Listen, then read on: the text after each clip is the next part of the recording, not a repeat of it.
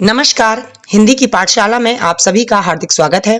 आज इस वीडियो में मैं आपको बताने जा रही हूँ कि जीवन परिचय कैसे लिखें जिससे परीक्षा में पूरे नंबर मिल सकें। बोर्ड की परीक्षाओं में अक्सर जीवन परिचय लिखने को आता है जिसमें 3+2 अर्थात 3+2 लिखा रहता है और 5 नंबर का जीवन परिचय होता है।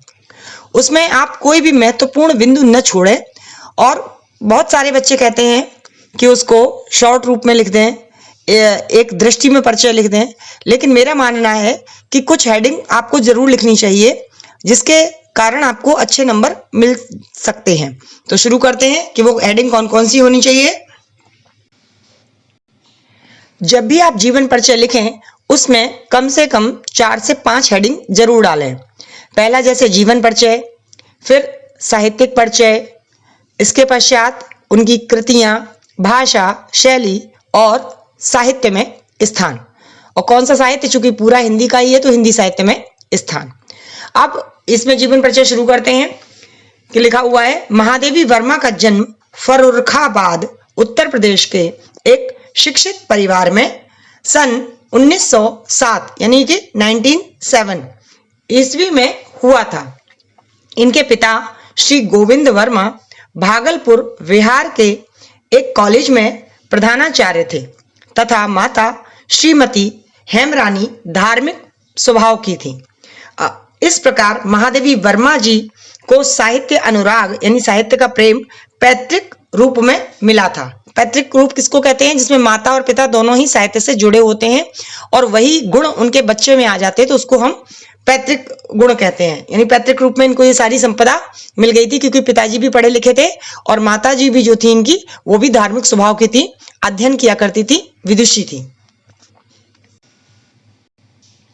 और उसके बाद में आगे हम देखेंगे, महादेवी जी ने सन 1933 ईस्वी में यानी कि 1933 में इलाहाबाद विश्वविद्यालय में प्रथम श्रेणी में संस्कृत विषय में MA किया।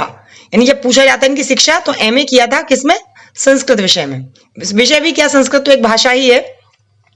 MA किया और उसी वर्ष प्रयाग महिला विद्यापीठ की प्राचार्य नियुक्त हो गई। इन्होंने चांद नामक पत्रिका का संपादन किया। सन 1987 यानी 1987 में महादेवी जी का निधन हो गया। तो बताया कि 1907 में जन्मी, फर्रुखाबाद में जन्मी और 1987 में इनकी मृत्यु हो गई। वो दिन था 11 सितंबर 1987 का। तो केवल ये जीवित रही कितने वर्ष? 80 वर्ष। लेकिन 80 वर्षों में बहुत कुछ ऐसा लिख गई कि जो आज भी अजर और अमर है। दूसरी हेडिंग जो हम डालेंगे वह आती है साहित्यिक परिचय।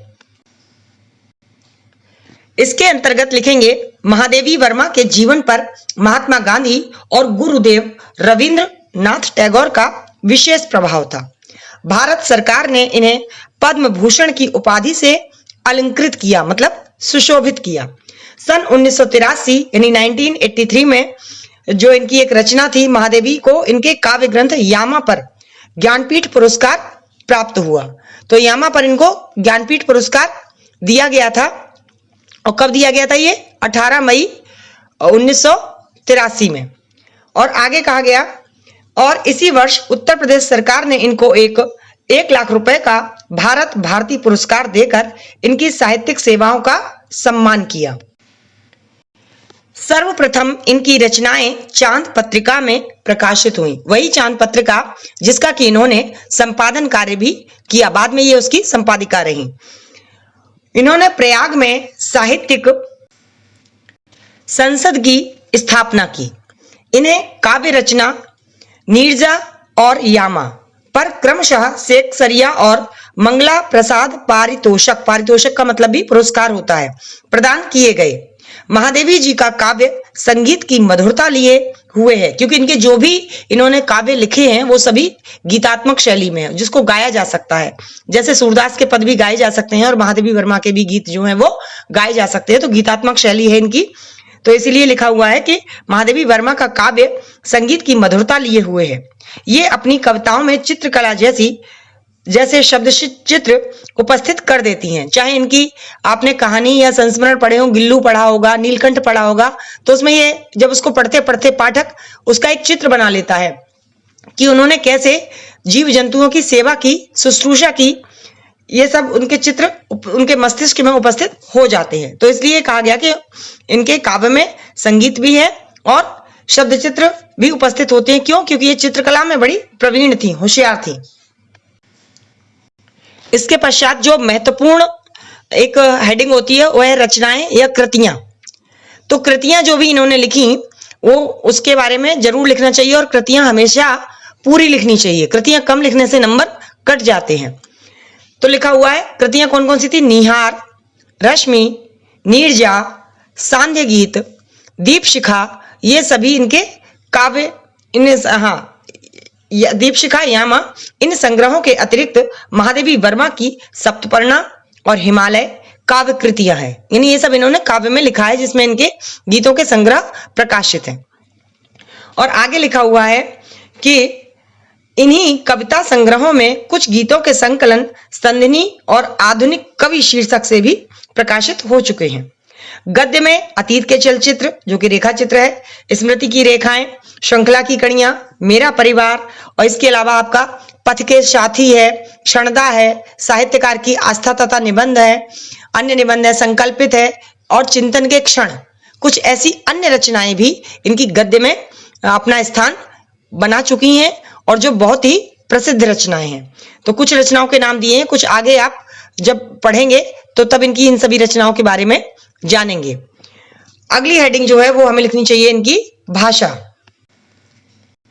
इनकी भाषा, महादेवी जी की प्रारंभिक रचनाएं जो है वो ब्रज भाषा में है, किंतु इसके बाद इन्होंने क्या किया था, खड़ी बोली पर ही आ गई। मतलब पहले ब्रज भाषा में रचना लिखनी प्रारंभ की, उसके बाद खड़ी बोली में लिखना प्रारंभ कर दिया और उसी में अपना स्थान बनाया।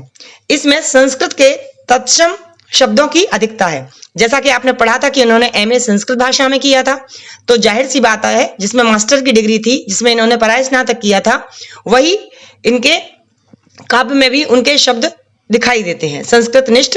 यानी इनकी जो भाषा है उसमें संस्कृत के तत्सम शब्दों का प्रयोग अधिक हुआ है।